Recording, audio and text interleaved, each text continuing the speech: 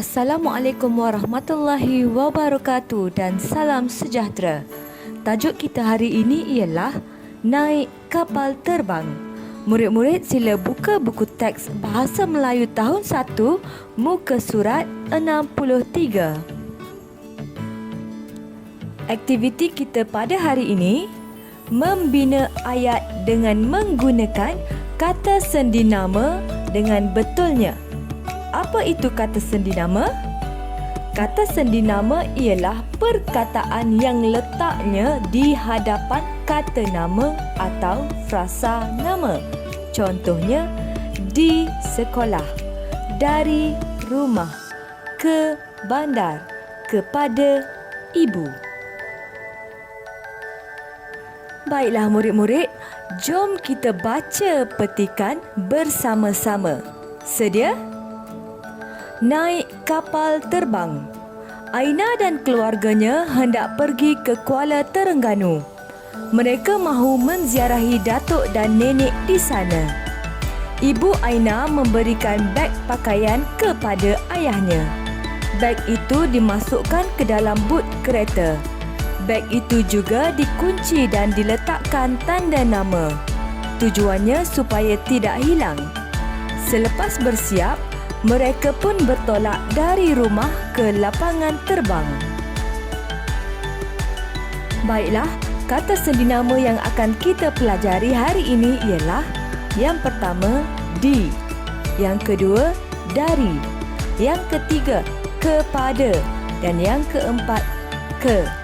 Seterusnya, kita akan bina ayat menggunakan kata sendi nama di atas berdasarkan gambar yang diberikan dalam buku teks muka surat 63.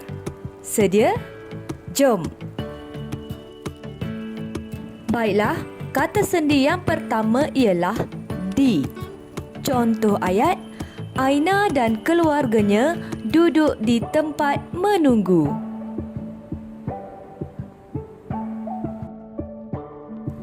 Kata sendi yang kedua pula ialah dari.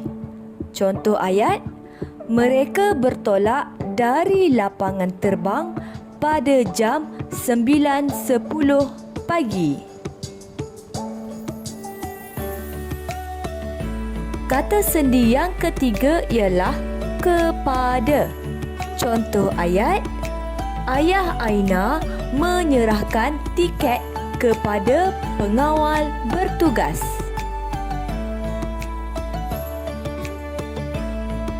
Dan kata sendi yang terakhir ialah ke. Contoh ayat, mereka masuk ke dalam kapal terbang untuk berlepas. Baiklah, jom kita tengok semula ayat yang telah kita bina menggunakan kata sendi nama.